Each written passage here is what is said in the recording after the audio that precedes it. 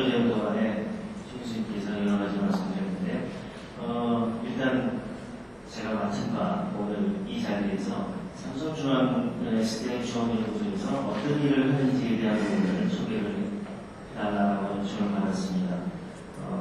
그냥 무조건 삼성 SDI 중앙연구소에 대한 부분으로 들어가면 이해하는 부분에 좀 더 이해가 될 것 같아서 전체적으로 저희 그룹하고 그리고 저희 회사 그리고 삼성 SDI의 그 속에서의 연구소의 역할, 좀 전에 양소장님께서 말씀하셨던 무엇을 하려고 하는지 무엇을 하고 있는지에 대한 부분을 말씀드리도록 하겠습니다.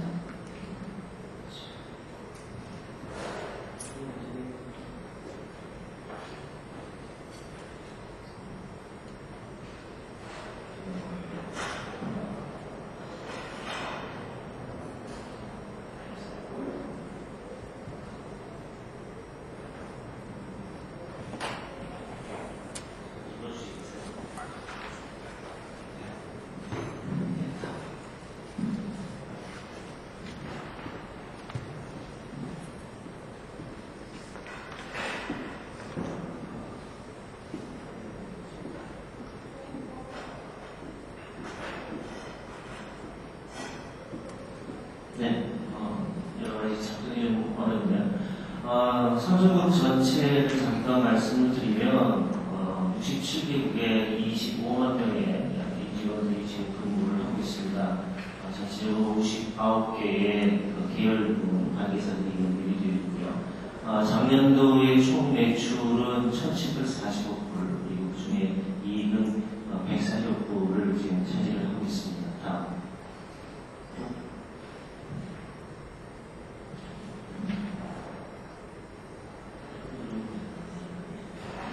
네, 전체적인 그룹의 그 구분을 보면 전자 계열사로 해서 삼성전자를 비롯한 회사들이 있고요. 그 다음에 기계 중공업 분야로 해서 삼성중공업과 테크민이 소속되어 있습니다. 삼성생명을 중심으로 한 금융계열사, 그리고 정밀화학이나 토탈 같은 케미컬 인더스트리가 있고, 삼성라이언스, 그 다음에 의료원, 호텔 이런 부분으로 해서 5개의 큰 카테고리로 나눌 수 있고, 그 중에 삼성 SDI는 전자계열사 속에 들어가 있습니다.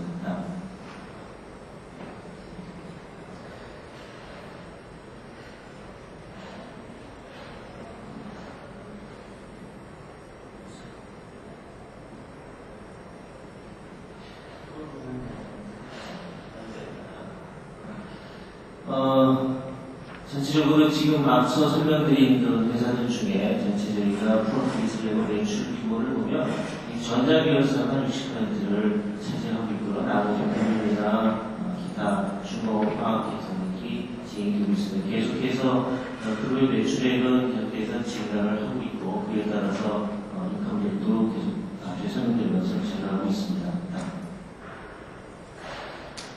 이러한 속에서 삼성 SDI에 대해서 설명을 드리겠습니다. 삼성 SDI는 앞서 설명드린 전자 계열사 속에서 전자, 삼성 SDI, 전기, 그리고 코닝 정밀유리, 그 다음에 SDS, 네스트웍 이렇게 되어 있습니다.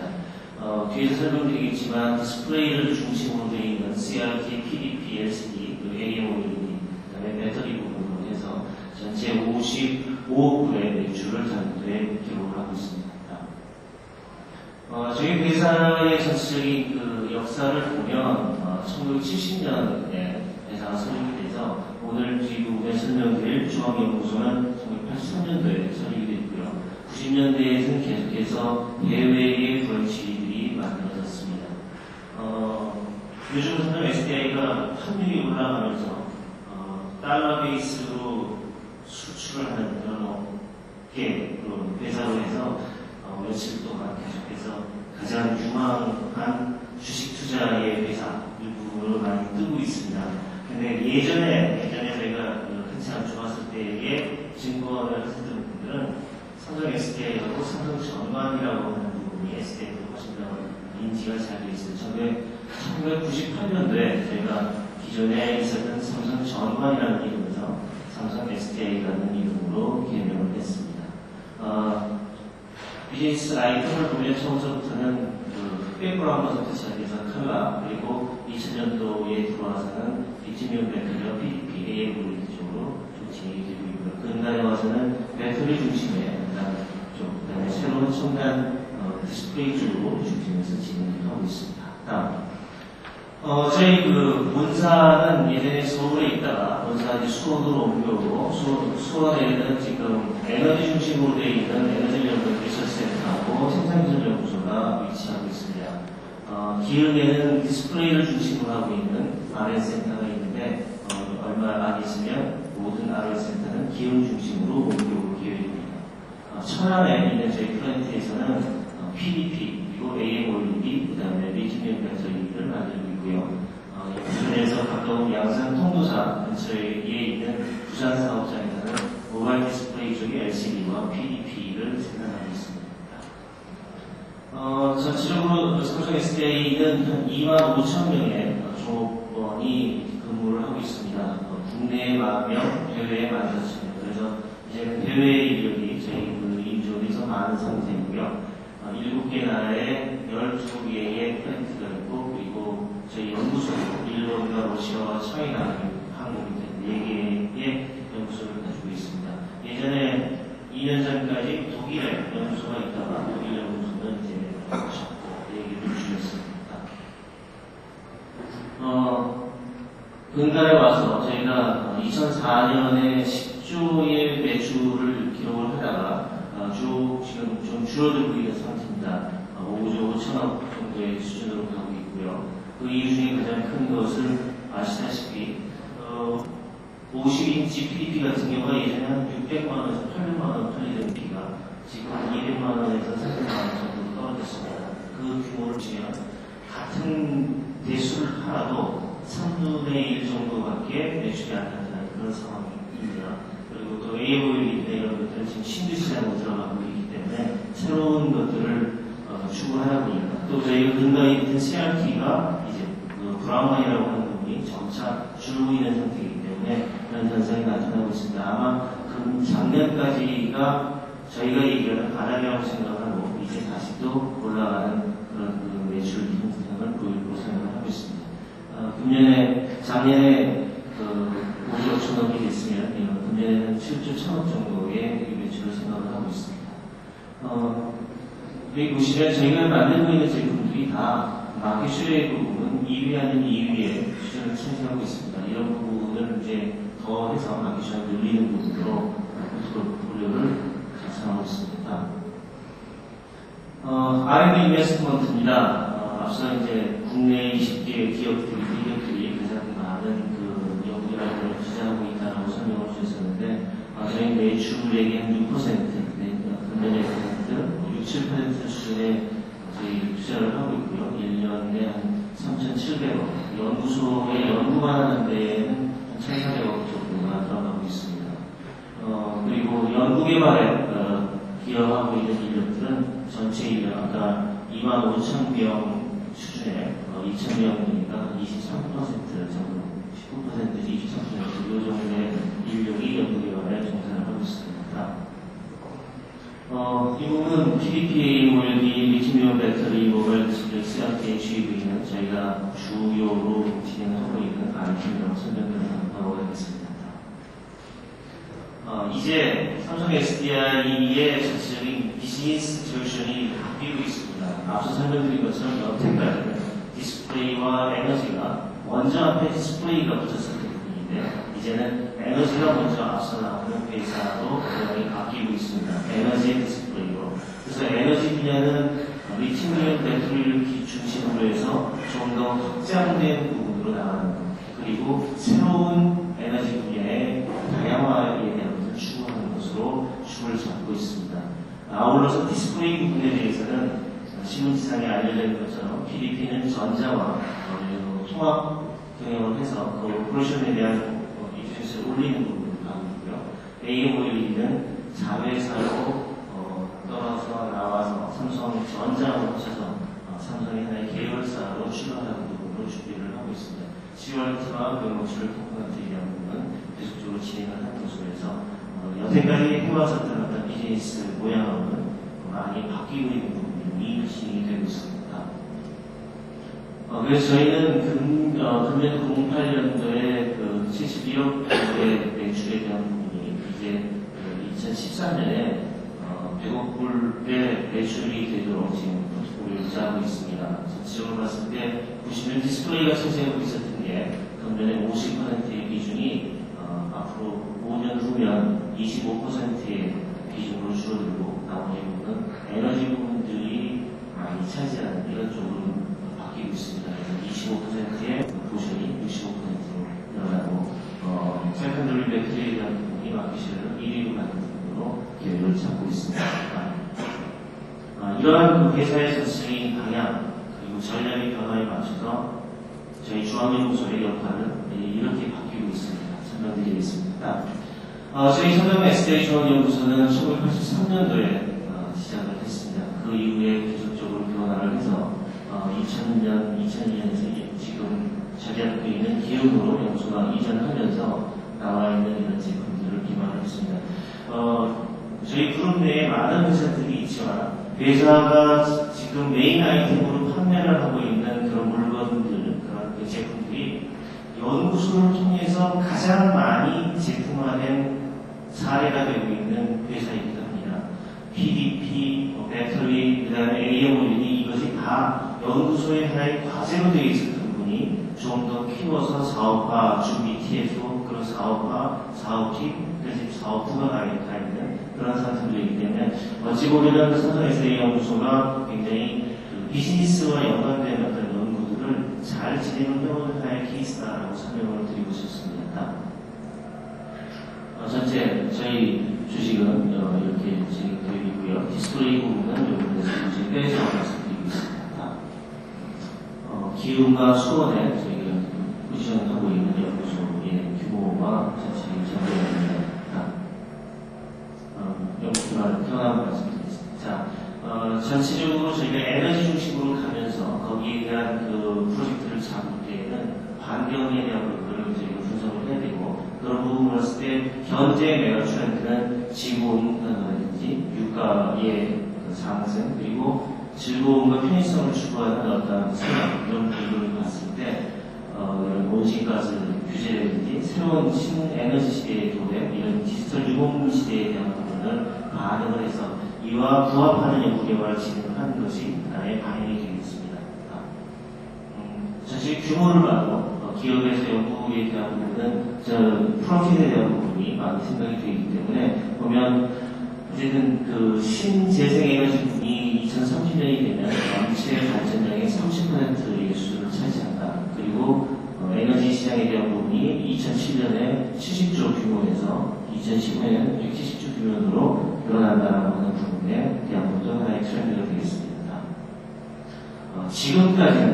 지금까지는 거의 대부분의 포커스가 에너지 부분에서는 편의성을 유지로 하는 IT 디바이스나 이런 중소형 가전에 대한 부분으로 되어 있습니다. 이제는 이것이 중형 그리고 가정 수송용 그리고 대형적으로 해서 발전용까지 진행돼서 편의성과 친환경 그리고 대체 에너지로 성장해갈 것으로 예측을 하고 있습니다.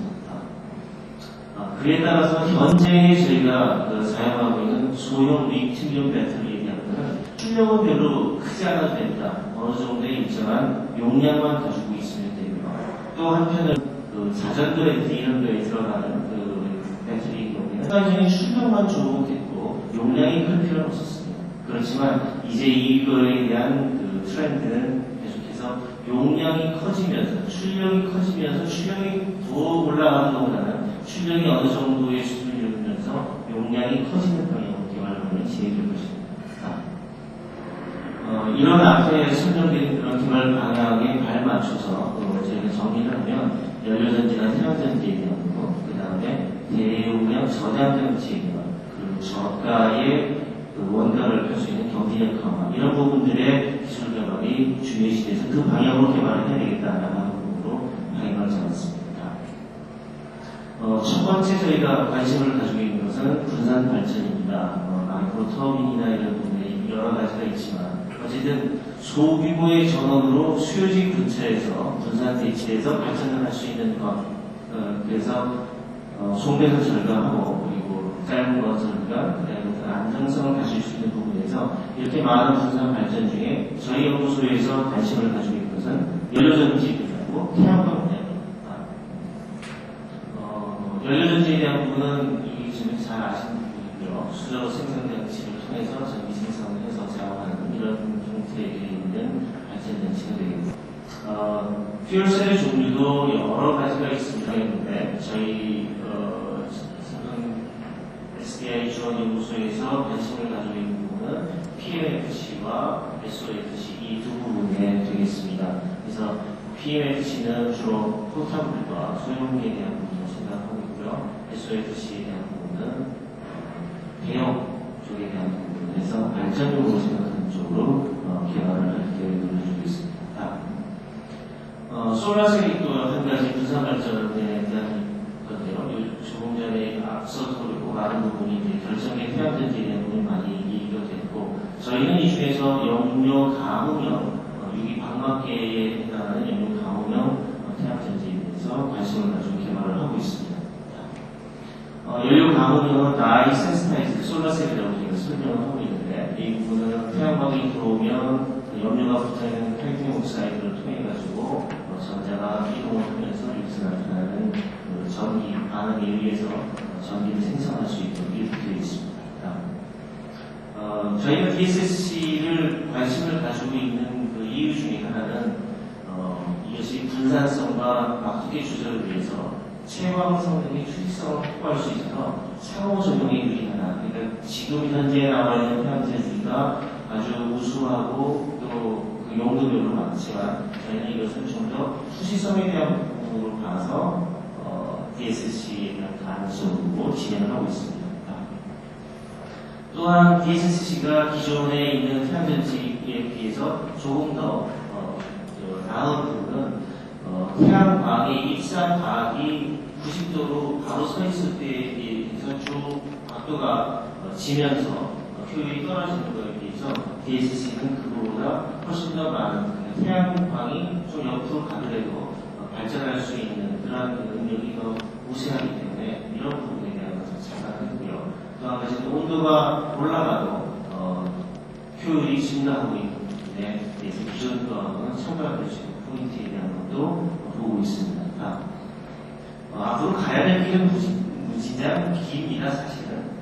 전체적으로 해서 저희가 결정계에 대해서는 한 2분의 1의 원가를 맞춰야 되겠다라고 생각하고 있고요. 투명화, 컬러풀과 플렉스 프로파일의 부분이 기본적으로 돼야지만 특성을 살릴 수 있겠다라고 하는 부분이고, 태양전지 소각이 많은 효율에 대한 부분도 결정계에 비해서는 좀 떨어진 부분이기 때문에 이 부분들을 더 올려야 되는 부분이고요. 수면이나 대면 전파에 대한 부분도 같이 개발에 대한 타깃입니다.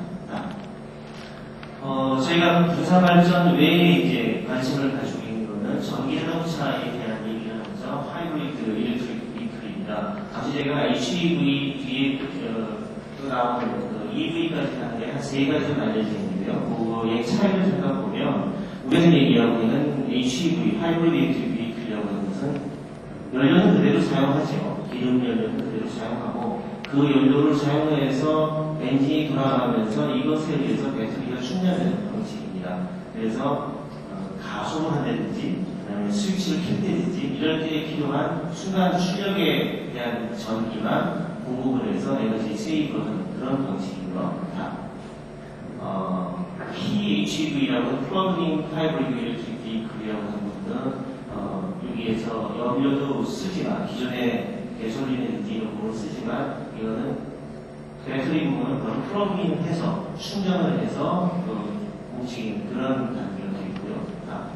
맨 마지막 단계가 일렉트릭 비클은 이제 개솔린 원료라든지 이런 건 전혀 사용하지 않고 디젤도 사용하지 않고 바로 플러그인해서 자동차가 갈 수 있는 것이 전기자동차의 최종 목표가 됩니다. 그래서 그 용도마다 조금씩 요구되는 배터리의 특성이 있습니다. HEV는 순간적인 부분의 출력을 공급해주기 때문에 하이 파워가 가장 중요한 부분입니다. 고출력 소재에 대한 부분이 되겠고요. 플러그인에 대한 부분은 전체적인 그거는 미드 파워 에너지를 가져오면 되는 부분이 되기 때문에 고출력 소재에 대한 부분은 물론 가져야 되고요. 그 중에 또 제일 중요한 게 빠른 시간 안에 플러그인 했을 때 차징이 되어야 되는 그런 부분이 이제 마지막에 있는 전기 자동차, 오롯이 전기로만 가는 자동차에 있는 것은 하이에너지가 되어 있고, 그것은 소재도 아예 다른 그 차원의 소재가 되겠고요. 그 다음에 자동차가 배터리를 많이 실어서 무거워지면 안 되기 때문에 소형화도, 경량화, 소형화도 하나의 부분이고, 그 다음에 패스트 차지는 물론이고, 자동차가 부닥쳤을 때 전기가 폭발하고 되지 않기 때문에 안전성에 대한 부분도 훨씬 더 중요시되는 이런 단계가 되어 있습니다. 현재 자동차 업계별로 이 GV 출시 현황을 보면 대부분 토요타가 중심으로 해서 다 나가고 있고요. 그 중에 이제 혼다와 포드가 이제 판매를 하고 있습니다. 2010년 이후에는 현재 니켈 수소 배터리가 중심으로 되어 있는 이런 배터리 시장이 GV 배터리 시장이 리튬 이온으로 점차 바뀌어서 리튬 이온이 토요타서부터 다시 또 출시 전략이 나와 있기 때문에 기존의 니켈 수소에서 리튬 이온으로 전체로 변화할 것이라고 예측을 하고 있습니다. 자전거도 사실은 또 하나의 그 수요처가 되고 있습니다. 방식은 스쿠터 방식하고 하이브리드 방식이 있는데요. 스쿠터는 오로지 전기로 가는 부분이죠. 페달을 밟지 않고 가는 거고, 하이브리드 방식은 일반 자전거를 쓰거나 오토나 그 다음에 모터를 추가 동력으로 사용할 수 있는 이런 걸 선택을 해서 갈 수 있는 이런 부분도 되어 있습니다. 전체적으로 봤을 때의 이 배터리하고 그다음에 모터 가격이 전체 가격의 20%, 10% 그러니까 합치면 30%를 차지하는 그런 쪽으로 되어 있고, 요즘 자전거가 많이 유행이 되면서 전기 자전거에 대한 수요가 많이 증가하고 있습니다. 전기 자전거에 들어가고 있는 것은 납전지나 축전지가 지금 사용하고 있습니다. 자전거를 전기로 한다 했을 때 소비자들이 원하는 것은 1회 충전을 해서 오래 가는 거죠. 오래 가는 거. 하루에 10km 혹은 50km를 왕복으로 달릴 수 있는 정도는 돼야 되겠다. 그리고 충전을 자주 하지 않았으면 좋겠다. 그리고 노이나 주거구역을 생각을 했을 때 경량해야 되겠다라고 하는 부분이 요구 사항입니다. 그래서 1회 충전시, 장거리이동, 경량, 그리고 이 두 가지가 합쳐져 있는 것이 중국과 일본과 유럽 시장이 요구하는 상황입니다. 지금 현재 보면 납축전지와 신용 배터리를 보면 에너지 밀도나 이런 무게 수거리에 대해서는 전부 리튬이온 배터리가 훨씬 우수합니다. 우세에 있지만 지금 문제는 가격입니다. 팩당 가격이 열세고 이런 부분들에 대한 다 열세이기 때문에 이제 여하이 리튬 배터리의 가격과 이런 부분을 어떻게 낮추느냐에 시장에 대한 판도가 바뀔 것으로 생각을 하고 있습니다. 이제 마지막으로 저희가 관심을 가지고 있는 부분은 대용량 전력 저장용 전지 부분입니다. 많은 부분들이 재생에너지나 신해진이 방법이었고 발전을 하는데 그 발전된 것을 어딘가에 필요할 때 사용할 수 있도록 저장할 수 있는 장치에 대한 부분들이 많이 신경을 쓰고 있습니다. 현재는 납축전지가 주로 사용되고 있고, 하지만 이 부분에 대한 것을 좀 변화를 시켜서 훨씬 더 효율성 높은 저장장치를 만드는 것이 필요하다고 생각하고 있습니다. 그래서 발전소부터 시작해서 쭉 공급됐던 이러한 그 전기의 수송 경로를 대규모 저장 전력 장치를 중간에 통해서 내연소에 바로 전력을 축적하고 있다, 저장하고 있다가 필요할 때 사용하거나 풍력 발전이나 태양 발전을 통해서 발전된 전기가 어느 저장 장치에 보관이 되고 있다가 필요할 때 사용할 수 있는 이러한 저장 장치에 대한 부분들이 관심을 갖게 되고 있습니다. 그래서 전체적으로 이런 대용량 전력 저장용 전지 같은 경우는 대연소, 상업, 산업용에서부터 가정용, 그리고 신재생 에너지 이용으로 분리를 해서 그 용량이나 이런 부분에 맞게 필요한 기록이 필요한 그런 상황이 있습니다. 지금까지 삼성 그룹에서의 그룹의 변화, 그리고 거기에서 삼성 SDI의 위치, 그리고 삼성 SDI가 하고자 하는 일, 그리고 그 일에 맞춰서 저희 중앙연구소가 어떤 방향으로 진행하느냐를 말씀드렸습니다. 크게 에너지와 디스플레이를 중심으로 하고 있고, 에너지 비즈니스는 리튬 이온 배터리를 중심으로 확장하고요. 다양한 에너지 분야를 진행하겠다. 또 디스플레이 분야는 워낙 효율성에 대한 부분을 많이 따져야 되기 때문에 이것을 서로 협력하고 융합하는 방법이나 인테그레이션하는 방법을 통해 가지고 진행해 나가는 것으로 계획을 잡고 있습니다. 경청해 주셔서